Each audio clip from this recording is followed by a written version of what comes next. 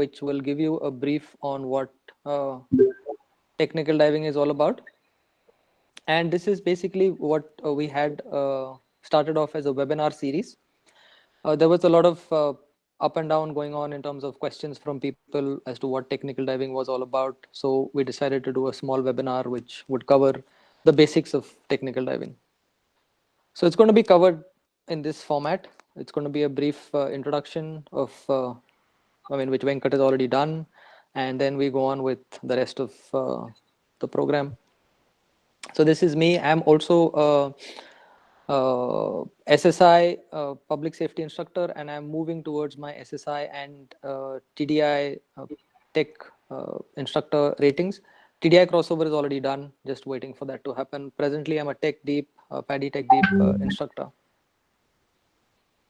Okay, so till the 1990s, we had most technical diving was done on deep air. In fact, most diving was done on deep air outside of the military. Somewhere around the 1980s and 1990s, because of the WKPP, which was the Woodsville Karst Plains project, where they were doing research dives into caves, deep caves, beyond 300 feet, 100 meters and stuff like that. They needed to switch to a different gas, and they used helium mixes thereafter.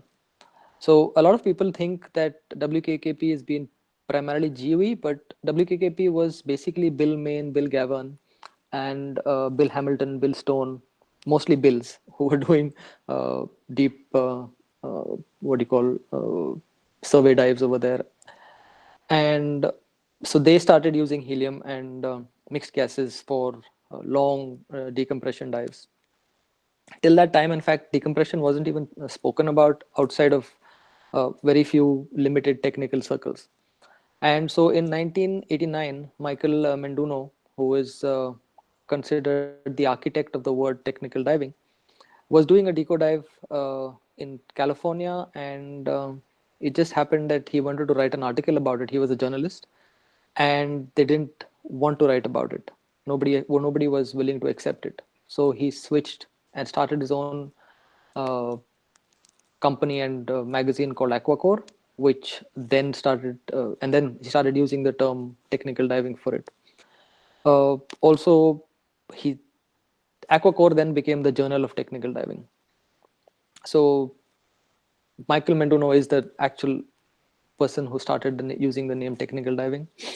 Around 1990s, we saw a rebreather revolution, again thanks to the WKKP, which KPP, which was also where the Cis Lunar and Dr. Richard Pyle and certain other researchers developed along with Bill Stone and Bill Hamilton, the rebreathers.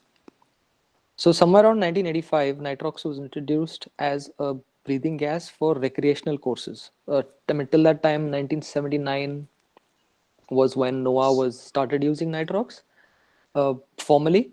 They started in the 70s, and in 1985, Dick Ratowski, who joined IANTD, which was then International Association of Nitrox Divers, IAND, started using nitrox mainstream. TDI broke off again from another agency and started pure technical courses. It was only technical courses from TDI in 1993. Subsequently, in 2000, they started open water courses as well through the SDI, which is Scuba Diver International.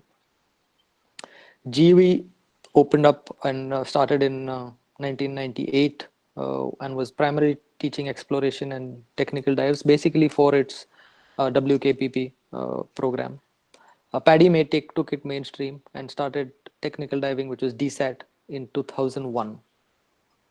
That's the basic history of technical diving. The generic definition is basically going beyond the stipulated limits by the agency, and it could mean going beyond 40 meters of depth if you're a deep diver, which 40 meters is your limit. Anytime you have greater than 40 meters from a direct ascent from the surface, which would mean like a wreck or a swim through when you're underwater. So if you're at a wreck and you're penetrating it 10 meters inside, the surface cannot be more than 30 meters from the point of penetration. So it works both depth plus horizontal distance. Anytime you're doing a decompression stop, it automatically becomes a technical dive. This is again non-military and non-commercial. Okay, so again, going by the generic definition, depth has never been the aim for a technical dive. You always want to have a particular mission, which is to return unhurt with all your teammates, and this is straight from the manual. That's your mission. That's the primary mission. So you might want to do a survey or something else. Just take a couple of photographs at depth. So you might use, that might be a secondary mission from the dive. And in order to do that, you need to undergo specialized training, which is a bit longer than a regular recreational course. It also has a lot more task loading, uses a lot of risk management techniques, a lot of additional equipment, and uh, teaches you the basic techniques of diving safely for being able to execute those dives. You require a good understanding of the basics of decompression theory, human physiology, and dive physics, apart from understanding how your equipment works and being physically fit. So there's something called an invisible Is there somebody has a question? Okay. So there's something called an invisible overhead, where there is no direct ascent to the surface because you have a decompression stop. And so you need to stop at that place till the time your body off gases, and then you go up to the next stop, which your ceiling is basically lifted.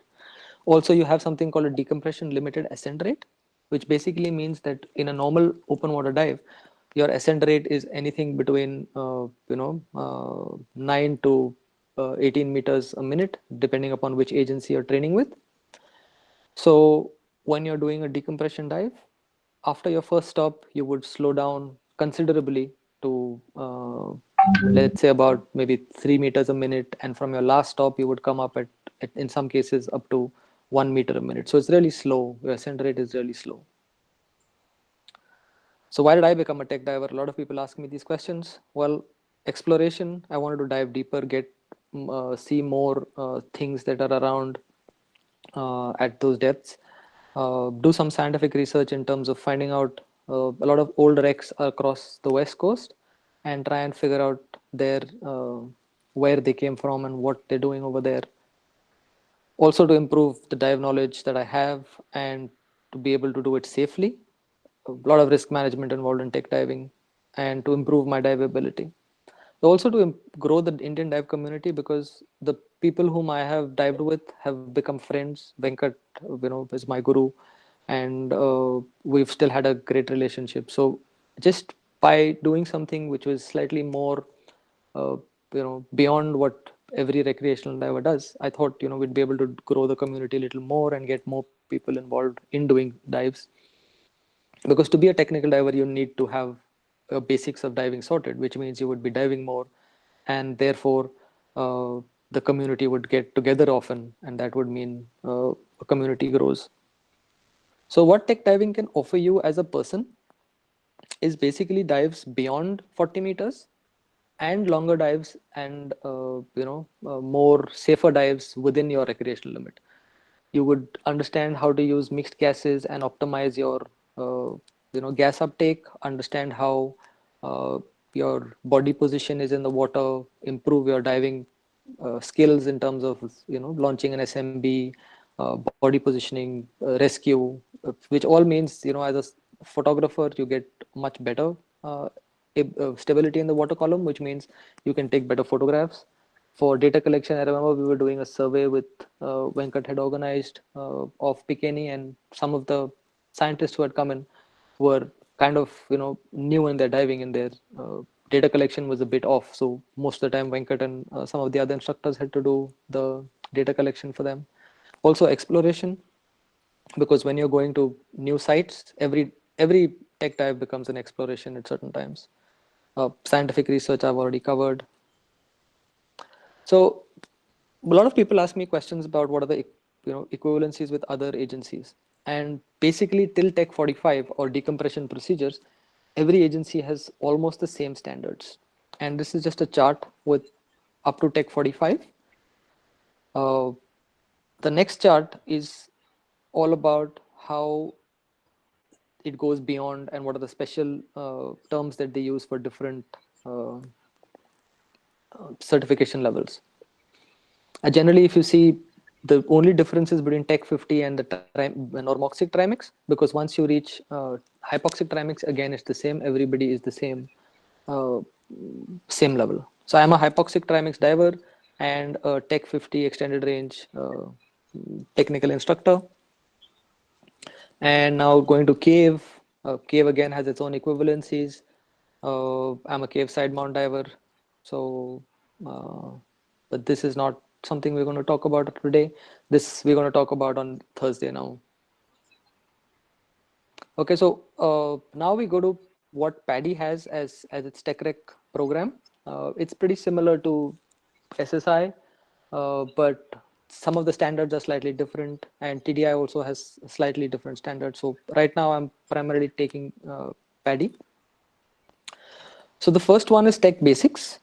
And the Tech Basics is basically a specialty course, which is something which introduces you to technical diving. And anything in red is here on these slides is something which I offer as a special package rather than just the agency recommendation or the agency mandatory requirements.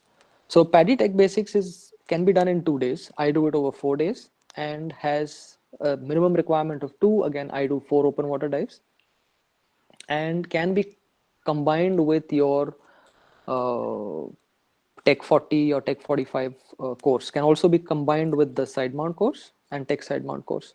So you learn a lot about dive planning, understanding how to make a dive timeline, uh, how to make gas planning, your basics of using equipment, nitrox in case you're not nitrox already. I cover that as well. Deco theory, and a lot of emphasis is paid upon understanding the basics of buoyancy, trim, and propulsion. Because once that is sorted out, the rest can happen easily. And there's risk management and understanding how your team works, right? So the study material is basically a tech manual, which is a DVD. You have a nitrox manual, which is e-learning. And again, that's in red, which is basically which I added. And the human factors diving in micro class, which is online. It's an amazing course for those of you who have not taken it yet. It's included in all of my technical courses as a part of the course, but I definitely recommend it for anybody who's at least a leadership level. Uh, so this class, Tech Basics, is not really a certification which allows you to do decompression dives, but it's at your depth. It allows you to be able to understand how technical diving is and get ready for the next. And it also helps you to figure out whether you actually want to do technical diving or not. So Tech Side Mount, again, a non-certification course, sorry, a non-decompression course, but something which teaches you how to use up to 4 tanks in side mount, and again can be combined with other classes as well. Because in your normal side mount class, you will understand how to use 2 tanks or maybe 3. In Tech Side Mount, you do 4 tanks, and it can be combined with your basic side mount class. Again, pretty similar to what the Tech Basics is, but here in side mount. So most of what you do in pack mount or twin set is now done in side mount. One of the key things over here is to actually task load yourself and understand how to change a regulator underwater with another regulator. So you take off your regulator from a malfunctioning regulator from one tank, switch it to another tank, and breathe from it. So just one of the fun things that you do in some courses, which is really interesting. Same again, study material is almost the same, except there's no technical manual in this.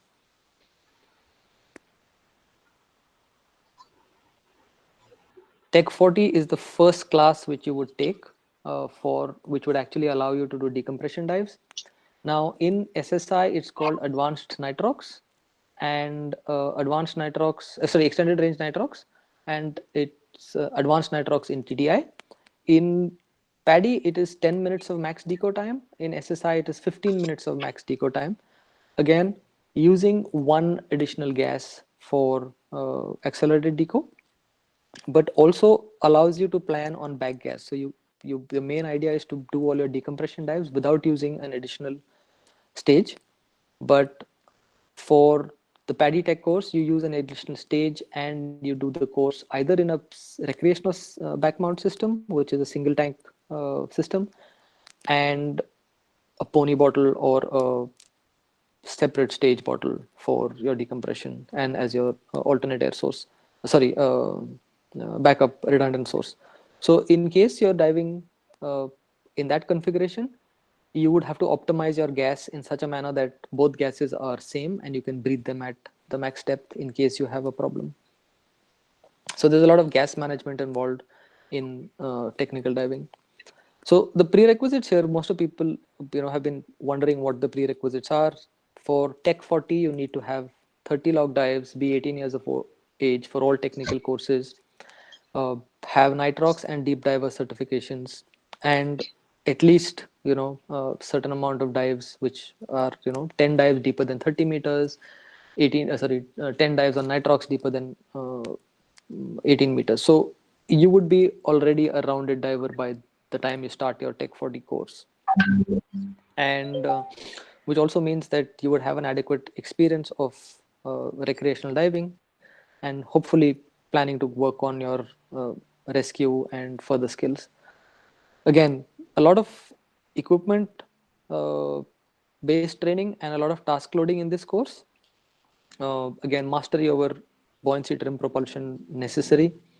We go about the basics of decompression theory in this, not as in depth as you would in your Tech 45 and 50.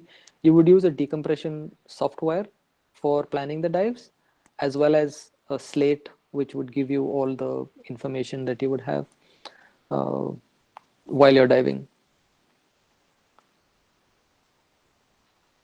Again, these courses can be clubbed with Tech 45 and 50. So if you've actually met all the prerequisites for Tech 45 and 50, which I will cover later on, you can do all the courses. Like Gopal has already got all the prerequisites sorted out.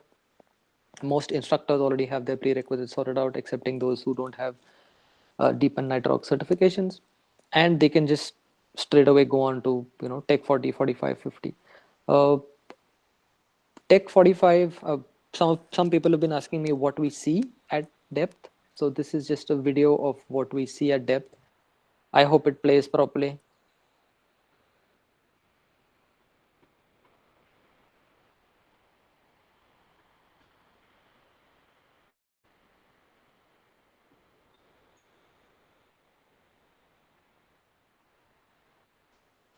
So this is a comb jelly that during a 45-meter dive, and this was photographed by Sanjay Verma, who's on the group right now.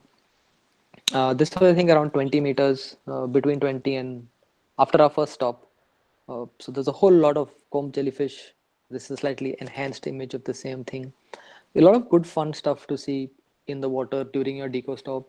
Also, when you're at bottom, it's there's a lot of good, interesting stuff like eels, flounders, some crabs at that depth, which is amazing in Goa. It's just super fun to see something which is not coral. It's stuff which is completely different. So at Tech 45, there is no compromise on your basics. The most important, which is why most agencies stop at deco procedures, everything is the same. So at this point, your technical diving is sort of, uh, you know, cemented, which is what I say. It's developed to a place where you now know what you're doing. And when you talk about the basic 5 skills, you're talking about mask removal, replacement, regulator recovery, out of gas, and your buoyancy, trim, propulsion. Everything has to be absolutely spot on for Tech 45, because beyond this, when you're doing pure oxygen, you want to have everything. You cannot compromise on your decompression depths at all. So it's a very good course to understand yourself as a person, because Tech 40 would just give you an introduction of yourself as a person. Once you move to pure oxygen, and once you move to using, being sure that if you make a mistake, there's a whole lot of, you know, things that can happen, from decompression sickness to, getting bent really badly, and your body is also responsible for you, while you being responsible for your body at the same time. Yet you need to be completely self-reliant for your dive. So this is where everything goes, really hardcore at Tech 45 level. So if you see, you need to be, PADI rescue certified or equivalent. You need to have 50 log dives, 12 dives deeper than 18 meters on night rocks, and 6 dives deeper than 30 meters. So basically, you would have, it's almost the same as the uh, Tech 40 prerequisites, but now 50 dives along with a rescue. And during this time, there's a lot of emphasis on getting your key skills sorted, which I already said. And by this time, your buoyancy trim and propulsion should be absolutely spot on. You should be able to maintain a stop for PADI at plus minus half a meter. For SSI, it is plus minus 1 foot. And for GUE, it is plus minus 1 meter. So everything is within the 1 meter in all these agencies. TDI again is plus minus half a meter to 0.3, so to 1 foot. So just you have to be spot on over there. There's no compromise uh, on these things at that point in time. Again, the manual is the same for Tech 40, 45, and 50 in terms of PADI. It's a very good manual, and even though it is written in 2014, it still has a lot which is still current, and it was probably written with keeping in mind the research which had been done till then. So it's a pretty good manual even now. Handouts are PDFs which I give out, and a lot of good information, and it's also available online if you search for it. But it's something which I have culled and taken out, so you don't have to search for it.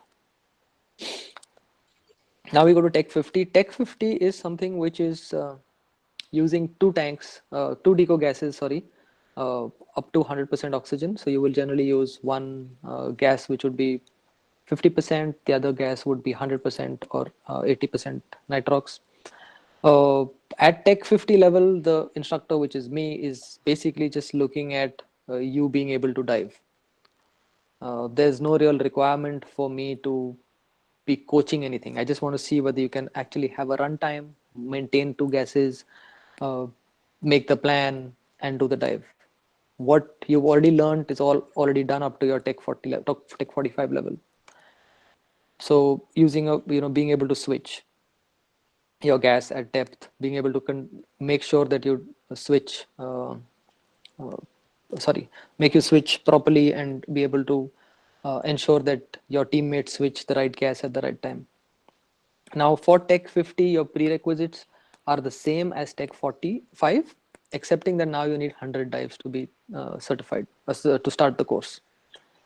So assuming that you've done your Tech 45 and not completed your 100 dives, you need to go back, do some fun dives, come back with 100 dives as recreational dive experience, which, I mean, they could be tech dives as well, but mostly we need 100 dives of recreational experience. So what this means to us as divers and as dive instructors is that we want to see a mindset of you being able to take that time, that being able to spend that money for yourself, and being able to invest in yourself in terms of physical and mental fitness. There is no compromise on your physical and mental fitness when you're indulging in technical diving. Uh, just to give people an example, I had a pneumothorax in 2016, and in 2017, I was doing trimix dives up to 82 meters, because I invested that time and effort in becoming physically fit again. Uh, those of you who had seen me in hospital have seen how difficult it was for me to work on it. But that's the kind of dedication you need. That's the kind of mindset you want to be able to continuously be able to work towards being fit. And I mean, Venkat is a classic example for having so many issues in his body, but still being able to, keep himself fit and motivated enough to continue diving and teaching people. It's There's only really, one thing that I needed. I mean, I was suffering from that's an old bloody age, isn't it? yeah. I mean, it's something that it comes with, just that's the way it is. You need to be have that. Your mindset is amazing. It's just, that this thing. And again, from what covering everything else, it comes to training, and then choosing your right instructor. A lot of people would choose instructors based upon their Facebook pictures, or a lot of social media marketing. But you actually need to talk to your instructor, get understand that they're going to be able to spend time with you. And not just for technical diving, even for open water diving or anything, you need your instructor to have a certain bond with you. It's not just them, you're not just paying them for the services that they provide. It's a very different, and as Indians we understand the guru shishya mentality, so it's a good thing. But it's also important to do a lot of self study, make your investments in the right direction. Get the right books, invest in top quality dive gear, do courses on equipment, understand how it works, spend time with your instructor in the off seasons. I mean, just getting to know stuff. And regular practice will, always help. Do as much diving as you can, whether it's open water, deep technical, caves, whatever. Whenever I get a chance, I just run off to Florida to do some dives. Otherwise, I just sit at home on my couch like I am right now.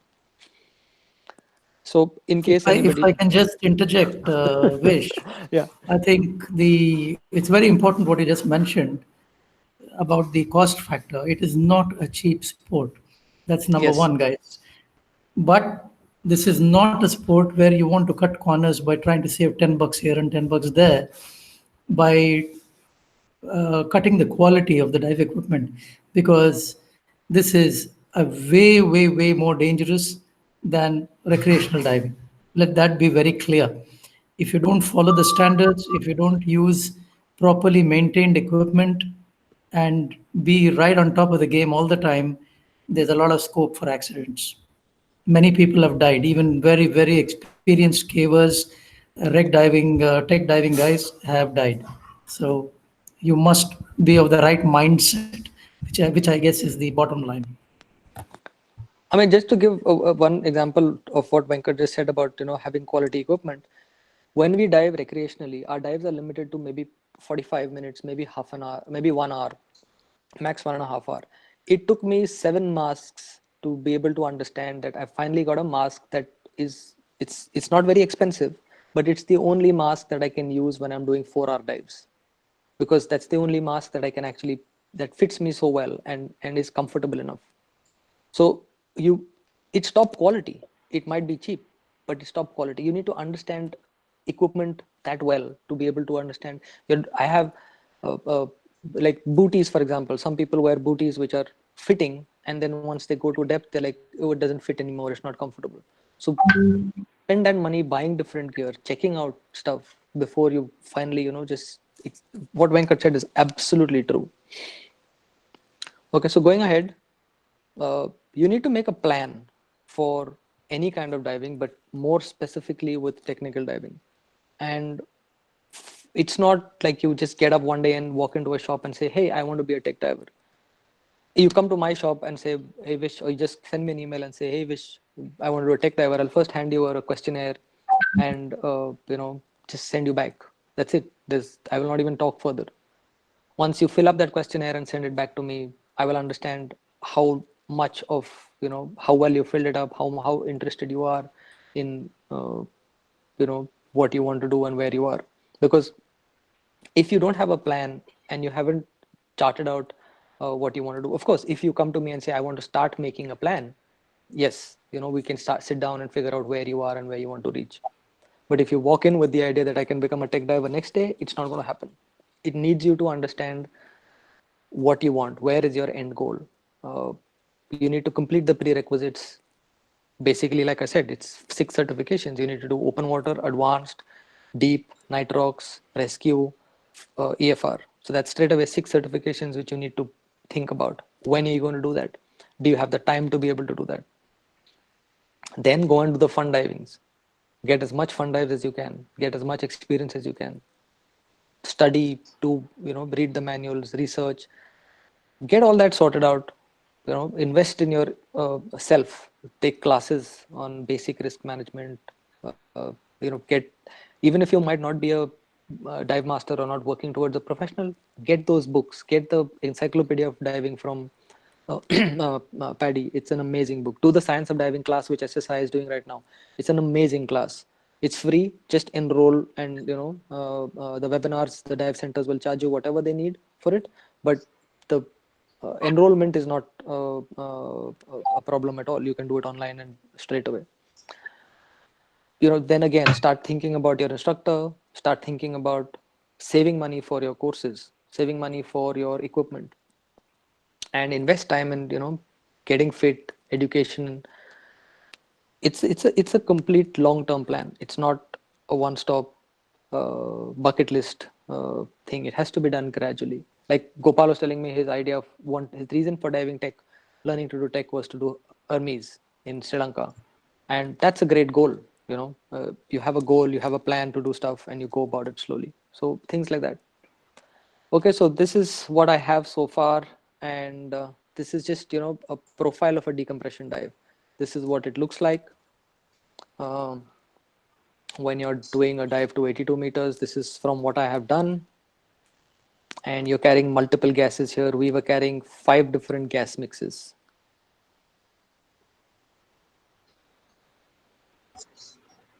Sorry, 5 different tanks. Sorry, not 5 different gas mixes. We had 4 different gas mixes, and this is what it looks like.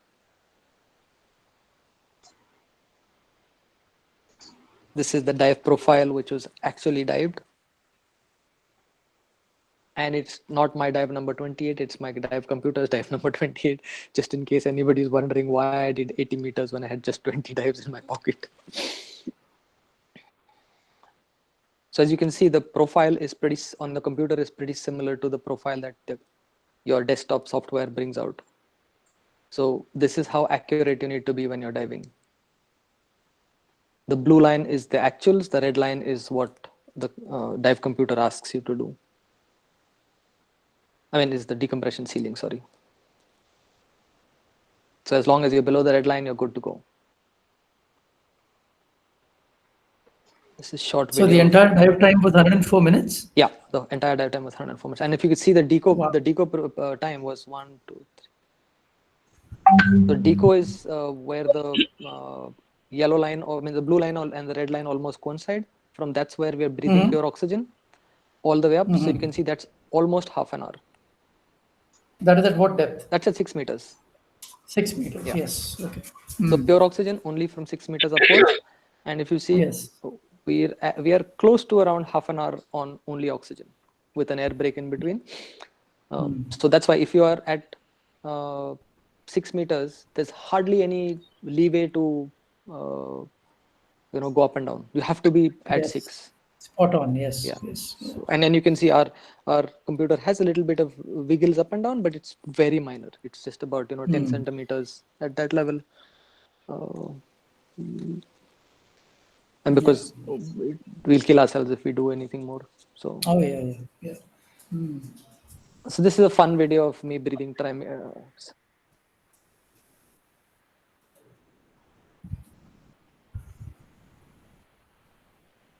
What's this?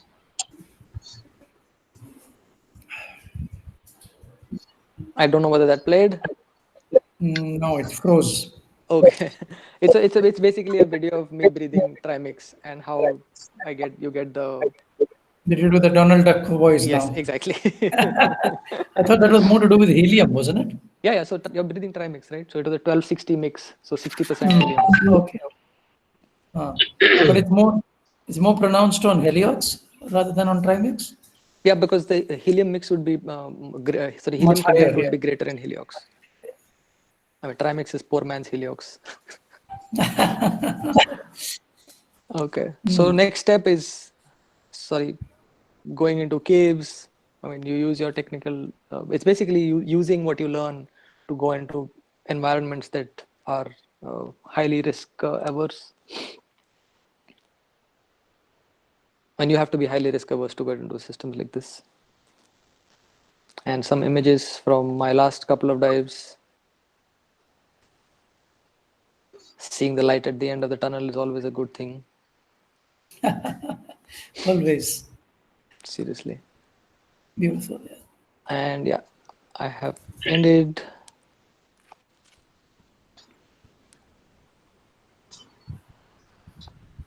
Okay, questions. Go on, Gopes. Okay. Wish, can you hear me? Yeah, nice and loud and clear. Okay. Purely from a customer point of view. Okay. Okay.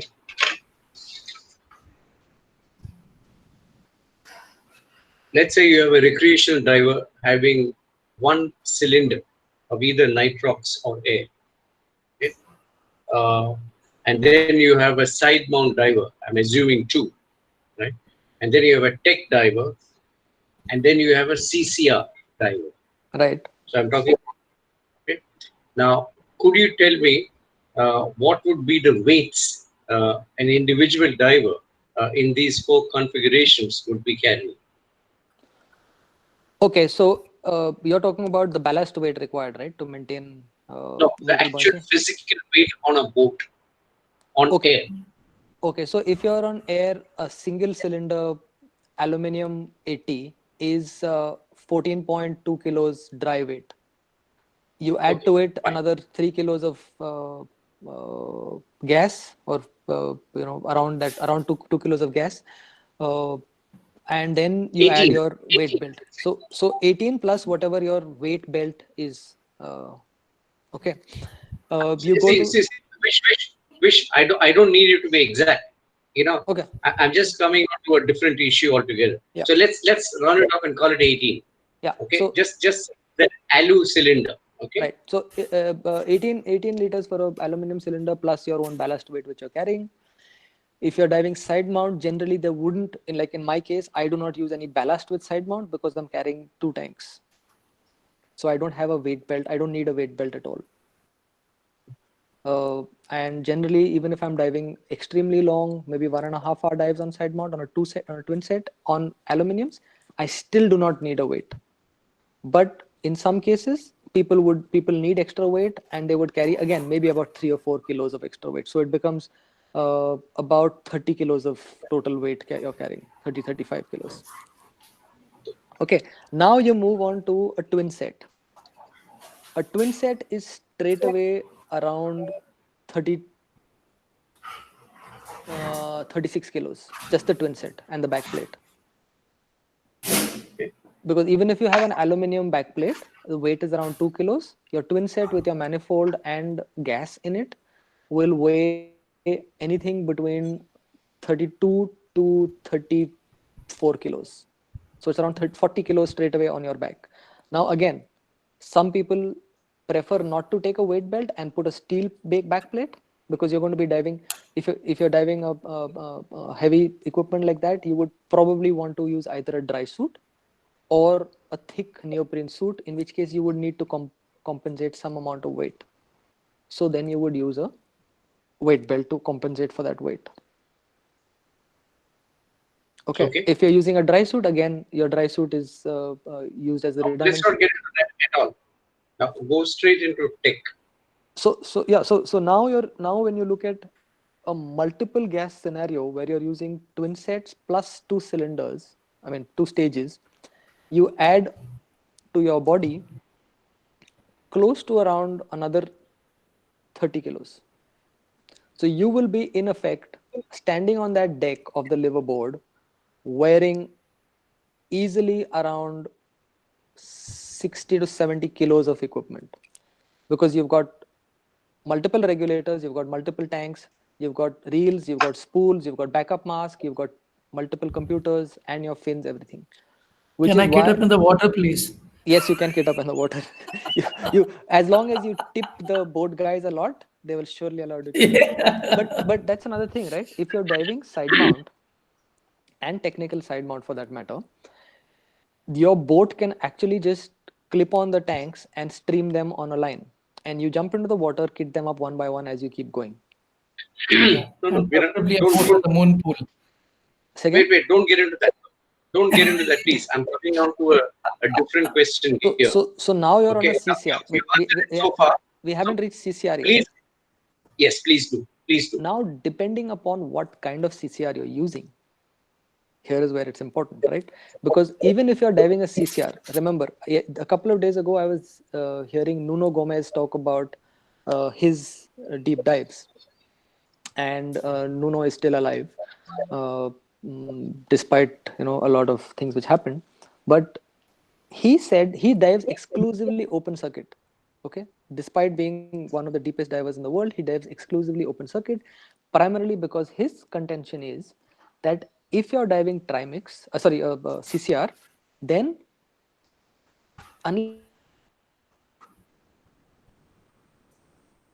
Sorry, lost you, Vish. unless you're wearing a backup CCR source. Can you hear me? Yeah, yeah. Can you hear me now, Venkat? Yeah. I can hear you. Yes. Do you have me now? Yeah. Okay. Yes. So unless you're using a backup CCR for gas, you need to have open circuit bailout. And open circuit bailout means that if you are, let's say, for example, in a TECO environment, it will take you X amount of time to reach the first stop. And from, let's say, you're doing a 100, 200 meter dive, it's going to take quite a bit of time for your first descent. So which means that you cannot rely on your rebreather because it's broken. Now you need to do everything on open circuit, which means you're carrying a whole open circuit trimix rig along with the rebreather. So add 70 kilos plus the rebreather, which is around 20 kilos, because the rebreather has its own onboard gas, it has its scrubber, and it has a frame. So the lightest rebreather is around the Triton, which is around 12 to 13 pounds, excluding the scrubber. That's the lightest one you can get. 6 kilos. Yeah, but then that's only the rebreather. You're not catering for your open circuit bailout and for everything else. So the lightest would be about that much. And of course, I mean, that again says you're only breathing nitrox. You're not breathing anything else. Because the minute you have to have mixed gas, you need 2 cylinders, you need a diluent, and you need a oxygen, right? You understand how a rebreather works, I'm sure, because you asked that question. You need to have it maintains a constant partial pressure of oxygen in your breathing loop, right? Yes. So for that you need, if you're breathing nitrox, you will still need it to continuously dilute the loop to maintain that constant PO2. If you're breathing pure oxygen, then you would need helium or heliox or air as a diluent to maintain the PO2, because as you go deeper, the PO2 is going to change, right? So when you are using a CCR, however light it is, it doesn't matter, because you still need to carry the additional off-board gas, right? So your off-board gas would be your diluent and maybe your bailout. The way you optimize it is that you carry your diluent can, if it is adequate capacity, it can act as your bailout. And your oxygen bottle, which you have, again, if it's adequate capacity, it can act as your open circuit decompression. That's 6 meters. Yeah. Now let's say we are talking about an 80-meter dive, which is a very deep dive for a CC by normal standards. Right. By any standards. Okay. Now I'm talking about a Hollis or a Poseidon CCR. Right. The whole kit. Right. Okay, which say I can rent in Thailand today. Right. Okay. So the specific question to you, yes, I do understand the concept of nitrox. I do understand the concept of the diluent, etc., etc. Mm-hmm. It wasn't there. Where I'm coming from is that Hollis or the Poseidon CCR kit, which I put on to me on the boat. How much would that weigh? I would say about, I would say about 30 kilos. Okay, fine. You've answered that question. But you still haven't catered for the bailout and the diluent. Sorry, the bailout. I have not. Only the CCR. only the unit. Which is at Yes. least another 16 to 18 Mm. kilos. Yeah. So to count, Wish Absolutely. yeah. when I had just dipped a try dive in Kotao, that weighed approximately 33.5, 34 kgs. That's the only Poseidon. the yeah. That's only the Yeah, rebreather, right? It's not the bailout. That's yeah. what I'm saying. So around 30 kilos. Not, Exactly. So 30 yeah. kilos is So the maybe more average than weight 30 of kilos. a rebreather when you add, offboard uh, bailout and this thing. It just goes up. Yeah, definitely. Hmm. All right. So Can we, if you're done with the presentation, can we have an idea of costs? I think everybody wants to obviously know what are the costs involved in the training, in the actual dives, etc.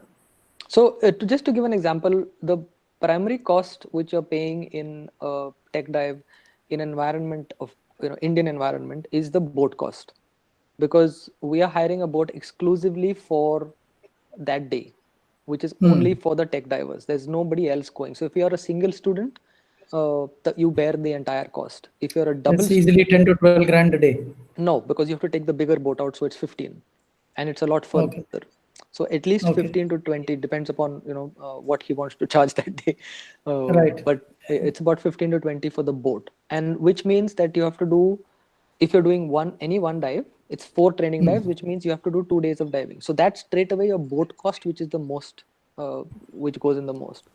Where Right. like for example, my tech 40 course is around 40,000 to 45,000 per course. So 40,000 per course, 40,000 for 45. I try and minimize the boat cost by doing 2 dives at a shallow place, so I can take the same boat which everybody else is taking. That reduces the student's cost in terms of boats. Otherwise, if you want an exclusive boat and want to do all your dives independently, sure, ready to do it, but it'll cost a lot more to the student. Then it becomes Sure. a bespoke class, right? Then the student wants their own class. They're willing to pay for it. But Yeah. if Yeah. not, we take the same boat that we take normally, like the boat sharing seat. So Yeah. Yeah. student pays us for the course. We make that adjustment. One day we have to take the boat. There is no choice. So that in any case we have to pay for. So that reduces my cost by making. So that's how I can make the cost to around 40,000 per course.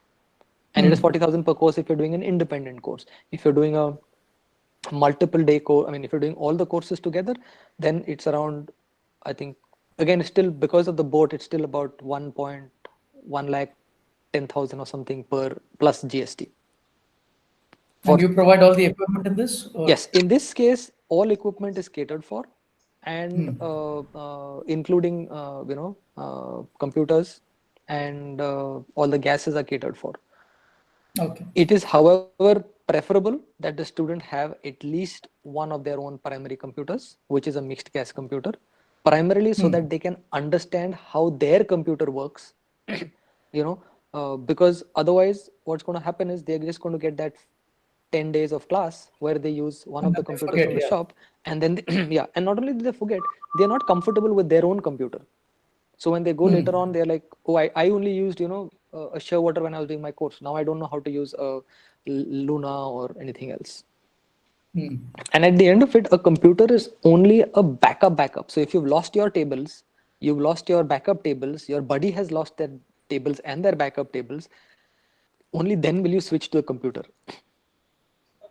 Otherwise, So what do you mean by table? Are you actually taking the tables down and calculating the no. profiles So there? so so what we do is that, which if you saw the profile which I showed you for the 80-meter dive, right? Yes. Now that Yeah. profile is generated on the laptop. I use multi-deco as a software, Right. and that generates me a runtime for the entire dive. That runtime, along with a contingency of +5 meters and +5 minutes of bottom time, and a contingency of losing my deco gases, or at least one gas. And when I say losing, it doesn't mean that you lose the cylinder, right? Your regulator could malfunction, Right. or you could have an o-ring blowout, something like that. So Yeah, yeah. which basically is a lost gas scenario. So you would now cater for 4 separate runtimes, which would be, one would be the normal, one would be contingency in case you had +5 depth, +5 time, One would be lost first gas or lost second gas.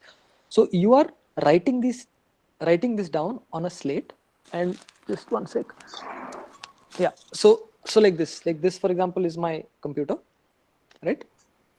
It's mounted on my slate. So I Okay. write the program here, what I'm going to do, and then Yeah. I have any remarks, whatever I need to So write this there. is, sorry to butt in. This is pre-dive preparation. Yeah, this is pre-dive. So You're planning your dive, yeah, not only on your computer, but also on your tables. exactly. And then you're going down with the thing written on your tables. Exactly. So that should you have any issues with the computer or with any No, other no, gas, no, no, no, no, no.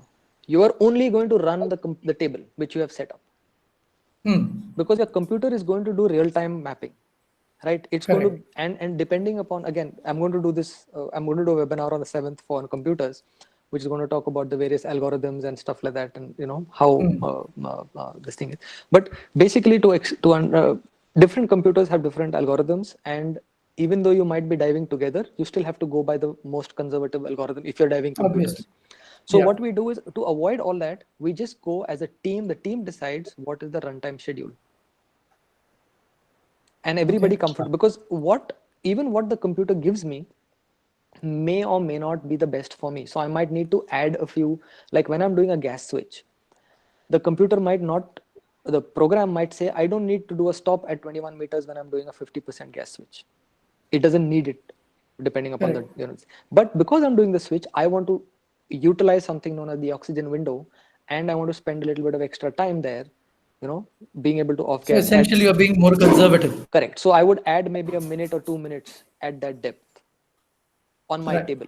So when I'm using the table, the runtime is purely based on the table I have generated. Now, in case I lose my slate, in my case, I'm completely buggered because I've lost my slate and my computer. I have a backup computer, That's right. and I have a backup table written in a notebook in my pocket. Okay. So my backup computer is already there, or I have a bottom timer as a backup computer, and I have a backup slate. So my wet notes has a full slate. Has a full details of the entire plan. Copy again. of the same. Yeah. And not only is it a copy of the plan, it's also got some of my old plans which I have worked on these years. Right. So in case of an emergency, in case something happens, in case, let's say, my BCD fails, something goes wrong, and I spend a greater time during the ascent phase itself. Like Gopal said, 80 meters. Now 80 meters, if I'm coming up at 57 meters, I switch. Now, if there is something that happens that delays my ascent from 80 to 57, I've catered for the +5, but now there is a change, right? Now it's like a multi-level dive. So if I have that multi-level dive somewhere where I've done maybe on a wreck or on a coral reef or something on a wall, I have it written down in my plan that, okay, at this time I did this. I can just straight away pull it out and say, oh, dive number 31, this is what we did. We'll just follow this. And you're going to come back. And the good part is, you've done those dives, you're going to come back alive more or less, unless, So that was my next question, because in recreational diving, tables are virtually useless, because unless you do a bounce dive, it doesn't cater to multi-level diving. Right. So that's what I was about to ask you, that how the heck do you use tables unless you're just touching bottom and then coming straight back up, of course allowing for deco times. Right. So most of the tech dives that we do are multi-level dives, where you would plan the max depth to be, let's say, in this day dive which we did, it was in a blue hole called Laguna Canlom in Mexico. So we dropped down, straight down, negative descent all the way down to 80 meters. It was supposed planned for 82 because we knew it goes down to 85. So we went down, and then it's a slight slope. So we started, spent some time there roaming around, then moved up slightly, and then started our ascent. So our planned bottom time was, let's say 20 minutes or whatever. 20 minutes is not at 80 minutes, at 80 meters. We are gradually moving up, but we are catering for that entire time. Right. So, and the computer of course, you have plan B and plan C written on the slate, because in case you exceed your depth, of course, then obviously you need to have a different plan. Yeah, like I did a deco dive. One second, Gopal. I did a deco dive on in Lakshadweep, where the bottom was literally thousands of meters, and I dropped down to 50 meters, and did my own deco based on that. But I dropped down to 50 meters, spent some time roaming around there, and gradually started coming up. So I had the beautiful wall to play around with. Though my plan was for 50 meters, I probably spent about 7 minutes at 50 because I was so tempted to go down. I was like, maybe I should spend a little bit more time. Like, no. And I only had air. I didn't have trimix or anything. So it could have been, and narcosis can hit you anytime, right? Yes, because of the course. carbon dioxide loading and something. So That's just the to be, danger in it. yeah. So just to be safer, I came up and did a multi-level dive, but with the plan of a 50-meter dive. So well conservative. Yeah, Gopal, what are you saying? Sorry. Yeah, you had planned this dive to 80 meters. Right. Okay. How by negative buoyancy dive I meant. Right. Okay. How long did that take you? We plan From zero. You normally plan it to be 20 meters a minute as your descent time, because that's also something which you need to put in your dive software, because as you keep going down, the minute you start descending, your body starts on gassing, right? Yeah. And for that dive, because our bottom mix was 1060, but we actually used between 1160 and 1165. It was we didn't get a perfect mix. So we had to use a travel gas, which was a 35-25, which was 35% oxygen and 25% nitrogen balance helium. So we were using a trimix gas all the way down. Sorry, 25% helium, and so the minute you started breathing helium, because helium is not part of the normal gas you breathe, you're on gassing. Right. So when you're breathing 25% of helium on the surface, you're already on gassing. Okay. So you want to cater for a negative entry, so you go fast and hit the what do you call desired depth, and switch to your bottom gas as soon as possible, so that you're not on gassing something else while you go down. Okay. But helium is an inert gas, right? Right, but it's the what do you call main problem with helium is that it goes in and comes out as soon as at the same speed. I mean, like every other gas, but it's much faster. It's almost Off-gassing is off-gassing. I faster. think it's almost 2.47 or 7 or something. It's pretty high compared to nitrogen. I don't remember exactly. Have to read that up again. So when you jump off the boat, Mm-hmm. in this negative buoyancy dive, I presume that you do not take a breath at all. Is that correct? No. This is completely different. So when I say negative, I mean, see, in a technical dive, just give you a procedure of a technical dive. So you jump off the boat, you're all right there with each other. Okay. You form up on the surface like a regular recreational dive. Okay. Now you go down to 5, because you have to be sure that everybody is breathing the right gas. I mean, you're going together. Yeah. You're going together. Yeah. And you have to be, like That's I said, that's what confused me. Okay. because if you're on back gas, like I said, you're breathing a hypoxic mix. You will black out before you hit the bottom, before you start. Yeah. Right. So that was my question, because I didn't figure that out. So right? the team, the basic procedure is the team gets together, team does a quick check, surface check, breathing the correct gas, descend to 5 meters, do a bubble check, do a descent check, pre-descent check, and then you drop down. And when I said that negative means basically you at that point in time you just deflate and go down as fast as possible. It's not slow, flaring out kind of thing. You're just free falling straight down. You could do a head down descent, or you could do a free faller parachutist descent, but you're just going down. You want to go down at that pace. Now this is again up to 80 meters, right? In case you're diving beyond 150, where helium there's something called isobaric counter diffusion, and HPNS starts coming into play, high pressure nervous syndrome, where because of the way gases interact with your body, you can get convulsions, you can get basically, your nervous system starts acting weird. So for that, you will actually slow down your descent when you're diving beyond 150 meters. So it's a really interesting and is that different from CNS? Yes, it's because CNS, CNS toxicity is caused because of oxygen. Nitrogen. Primarily oxygen, sorry. Primarily looking at and it's beautiful. I mean, there is so much to learn about the human body. Beautiful. No, I think you used the wrong word there. the human body is beautiful. I mean, the amount I learn about, the more I learn about diving, the more I'll have to learn about the human body and the brain and That is how the true. That is true. blood-brain Yeah. barrier works and how myelination takes place. I'm like, what the hell? I mean, I might as well just have become a physician at this at some point in Yeah. time in my life. It's very I technical. mean, yeah, which is why I'm working towards my diving, diver medical technician class as well, because it's so much more to learn in terms of just, I mean, of course, it is basic EMT as well. It's a safe first aid and stuff like that, but it's also diving related. So a lot involved in terms of decompression, different gases, primarily dealing with your respiratory system and cardiovascular system.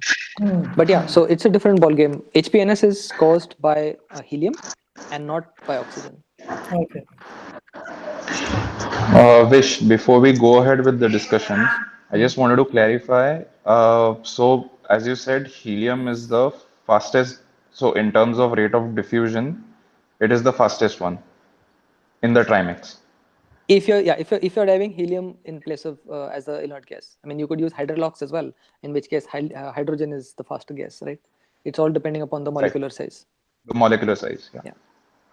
What the hell is hydrolox? I never heard of it. Experimental gas, right? So you use hydrogen instead of helium, because Really? hydrogen is Okay. Is that hydrogen is, relatively new? no, it's been there for a long time, 70s, Yeah. early 70s. Okay. Yeah. I never heard of it. Yeah. But the thing is, you can use hydrogen as long as the oxygen percentage is less than 3% in the mix.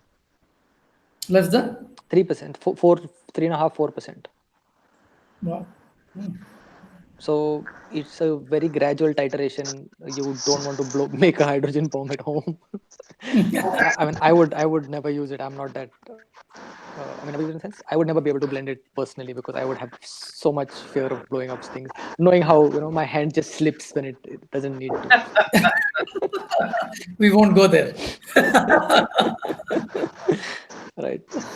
And Vish, how different, I mean, of course, in terms of involvement of gas, uh, when it comes to neurological, whatever disruption, is narcosis and HPNS the same, more or less?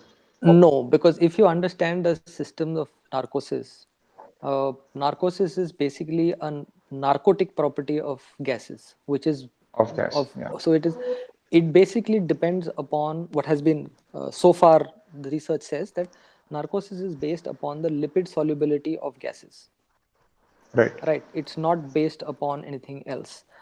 The HPNS and CNS toxicity are completely different, where the mechanism could be because of now, I mean, I'm going a little bit scientific here. One of the papers I was reading says that your brain produces, because of enzyme, the oxygen radicals which are created, hydrogen peroxide is created in the brain. The enzymes break down the radicals and create hydrogen peroxide.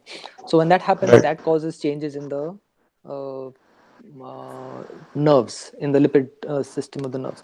Also, there is a study which has said that as oxygen is absorbed into the lipids, it creates something like a swelling of the nerve sheaths of the myelin, which covers Okay. the nerve cells. And as that swelling Yeah. happens, the gap between the which the synapses, so to say, as the synaptic distance changes, the Right. it creates a problem with the transmission of the signal. Correct. Right. So basically, Also, your motor functions are affected. exactly. Also, because that's why you have twitching and Right. paralysis. Also, as the swelling, as the free radicals happen, free radicals are basically a different charge, right? The ROS, which you call reactive oxygen species, may or may not be charged particles, but the free radicals which are there are charged particles. And when you have a charged particle entering into a nerve synapse, for example, which we all know is basically transmission of electrons, it's going to make a change, right? Correct. So that again creates, that's how that's what so far has been studied. A lot of these studies, again, like good old Bullman and not Bullman, Haldane, and our other the predecessors, were done on goats. So a lot of these studies are still being done on animals. Like some of them have been done on transgenic mice, where they have genetically modified mice and tried to see whether their oxygen, basically they've reduced the enzyme in their body to see whether the pure oxygen affects their CNS toxicity or not. So, I mean, you can't genetically engineer human beings. It's a long damn process. So, average explanation for HPNS. What is the result? What happens if you get hit by HPNS? The symptoms would be pretty similar to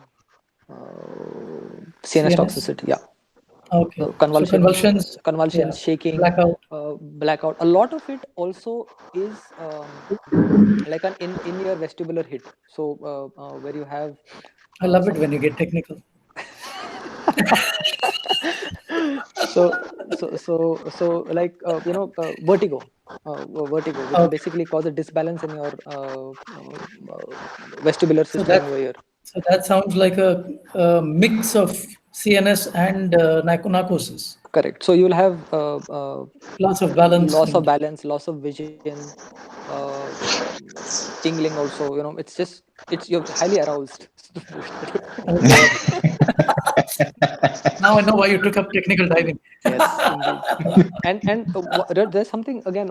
Oxygen toxicity has one of the other reasons why you have something, which why hydrogen peroxide is actually produced in your brain, is because when you're breathing, I mean the brain actually metabolizes adrenaline, norepinephrine, ephedrine, and Yeah. adrenaline in manners that produces hydrogen peroxide.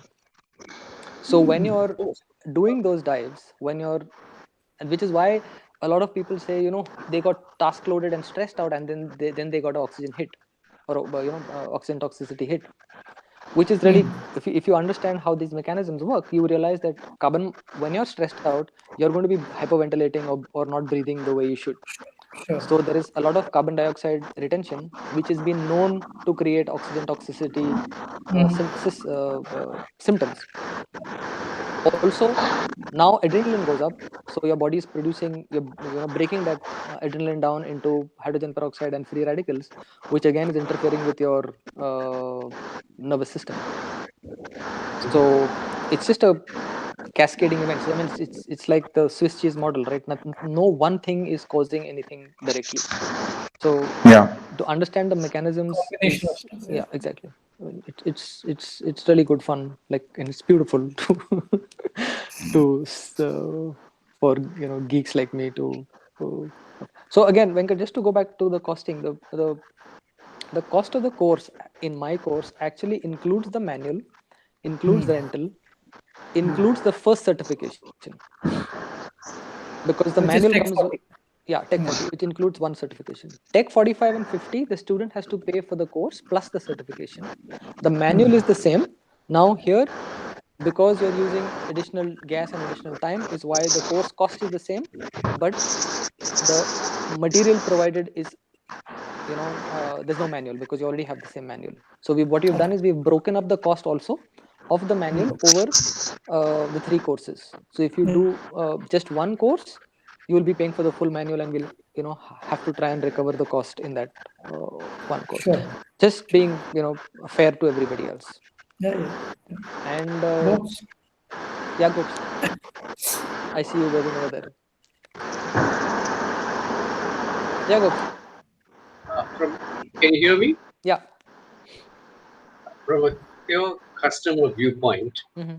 okay, uh, may I request you to put in more visuals on the Tech 40 scenarios, because that was a lot of words.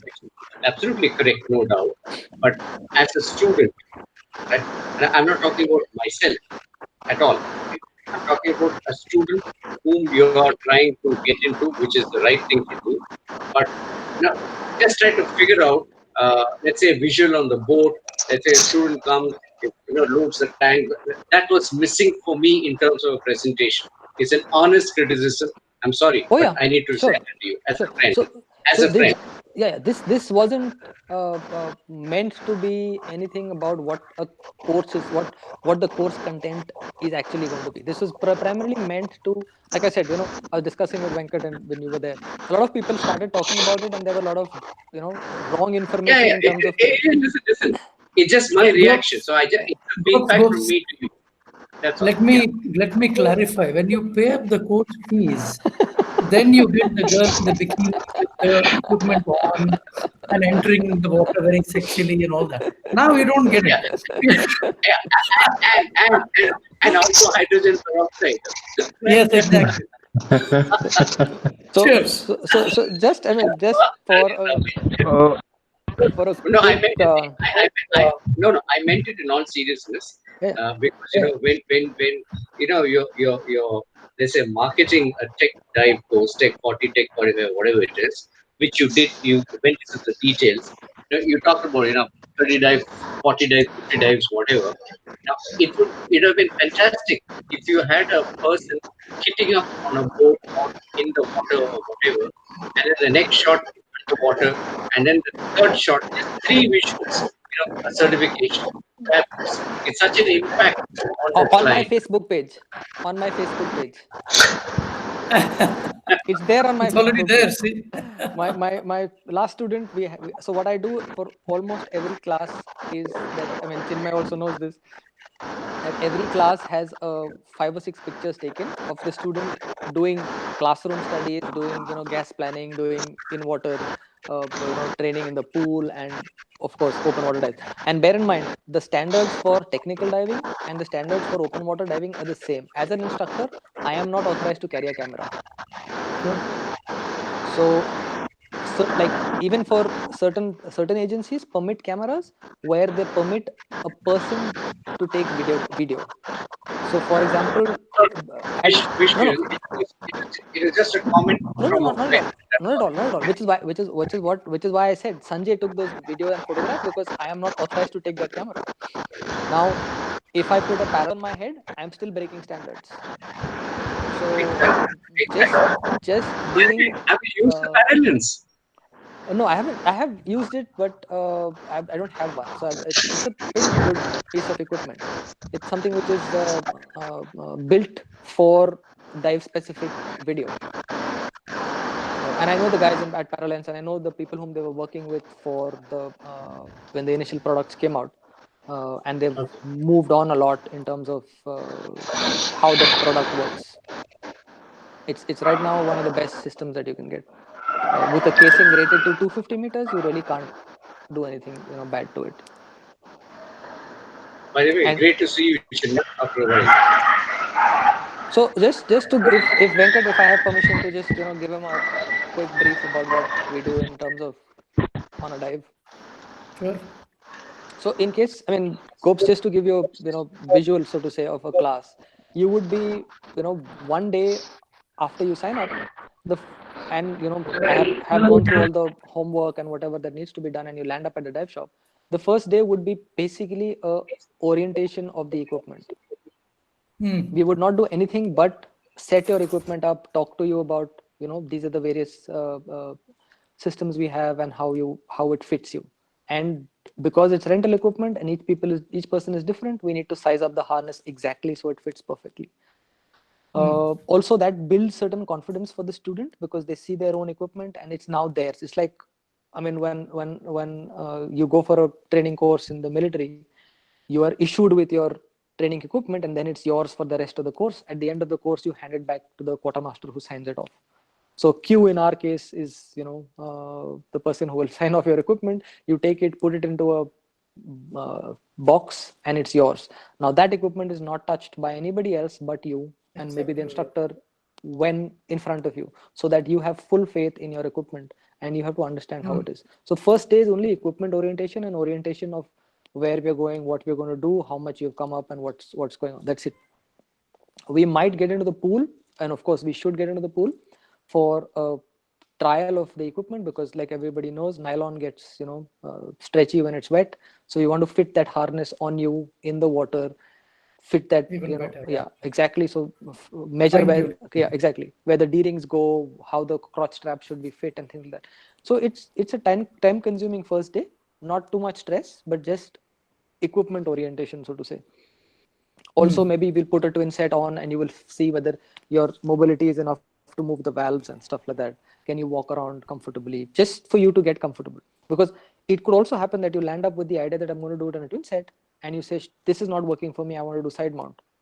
In which case, we need to quickly switch and take out a side mount harness, give you that side mount harness to configure yourself, and then go on with it. So, which is, I mean, I have both side mount and back mount, and thanks to Venkat, I have a spare back plate as well. heavy as foxtrot, but works. So then that's the first day, right? We've gone through the paperwork, we've gone through most of the orientation, we've gone through the equipment, we've probably done a pool session. And then next day, we would do something which would be a confined water session, which would most likely be, if we've not done it the first day, which would most likely be a buoyancy and a skill workshop. So you would not wear any equipment. You would only be in your wetsuit or dry suit, as the case may be. And we would do a finning workshop, because your trim, your positioning, your back finning, you've not done it as often as you would have in a recreational course. And even most instructors don't have their back fin or their frog kick up to standard. I mean, some of them are good, but it's not up to standard. No practice, yeah. No Exactly. practice. You need to be flat, absolutely, from your head, basically from your cervical vertebra, your neck, all the way down to your knee has to be one plane. Your head is slightly looking up, so you can see look around and see the instructor and see your buddies, and your knees are then bent upwards, and that's your body position which you want. So if you're not used to it, like no practice or not been doing it for a while, even now, after 1 month of sitting down, I've not done anything. I need to go back into the water. So I do it on land, practice my fin kicks. So that's the propulsion workshop which we will have, which will probably be an hour or an hour and a half. Then we get into the water with some gear and practice basic buoyancy in the water. So that's day one. If we can do that the day before, then we could just go ahead and dive on day two. Because it's a simulated deco dive. We need to do planning, and which is why I prefer the student to have some kind of homework done. So they come with at least 1 or 2 plans, which we can then dissect and work on how and whys of the whys of the how, why towards the how, and the how towards the why of the plan. Once that is done, if we are ready to go diving the same day, I mean, day two, we go diving, because then that fits your equipment, everything gets sorted out. You handle one stage at Tech 40. So if you're diving a single tank back mount, you have one stage with you as a redundant bottle. You basically practice what you did in the confined water in the open water. It's just that simple. So you're going to be doing buoyancy skills, you're going to be doing SMB, you're going to be doing lift bag, you're going to be doing reel running, and basic skills like that. So that's day one of open water diving. Once you've sorted that out, we will. Hey, Vish, I need to leave you right now. My apologies. Okay. Sure. So I need to. Quickly, let me tell you. Day two is open water diving, where you actually do the dives. That's it. Where I'm just evaluating what you're doing and whether you can this thing. That's it. And similarly Gopal, thanks. Thanks for being here.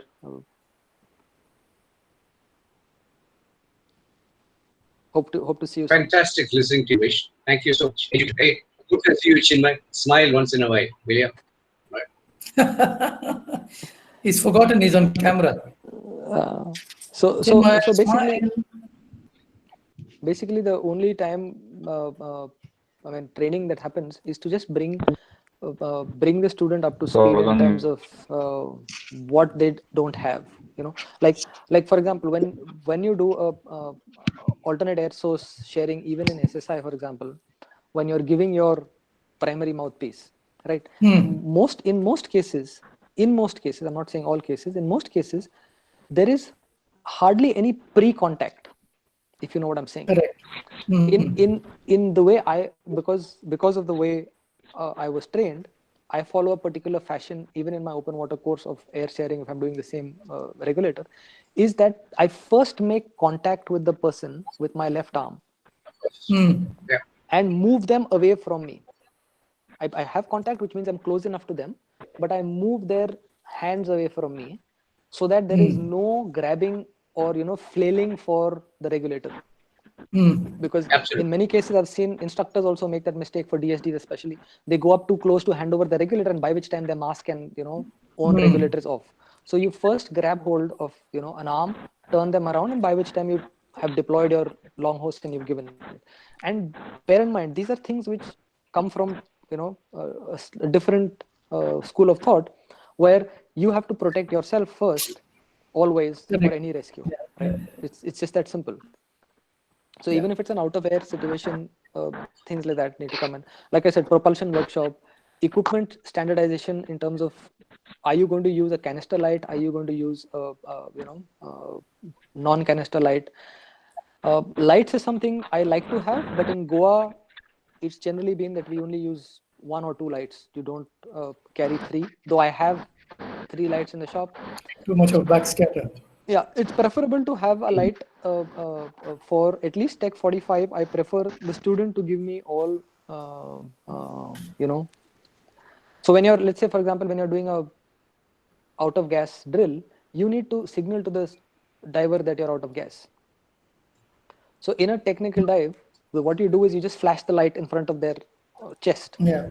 Now, if you don't have this thing and you're shaking your hand, the first question in my mind as a technical diver is not that you have an out of gas problem, or unless you give me a complete clear slash across your throat, it's going to be something which I'm worried about. So there is no I have a problem. I have a problem is always a slash. That's a problem.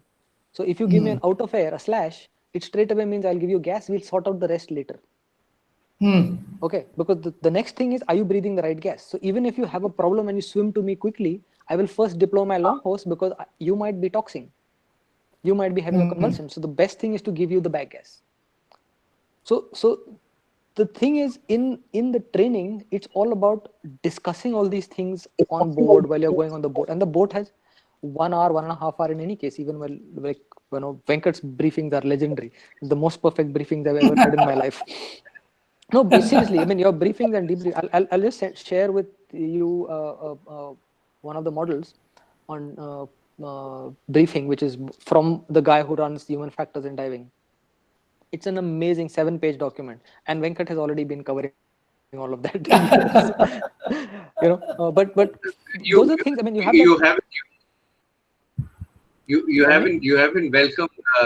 haven't welcomed the diver who attracts the most dolphins in India, Mr. Vasu. Oh, hi Vasu. I've never met Vasu. He attracts the most dolphins.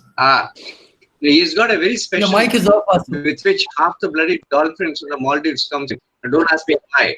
That's a bit impolite. Vasu, your mic is Vasu, can you hear me? Yeah, actually, sorry, my mic is off. Yeah. Yeah. Okay, so I'm just going to stop the recording now, and we can continue questions, because it's going to get too long to load otherwise. Thanks so much, Vishu. Great.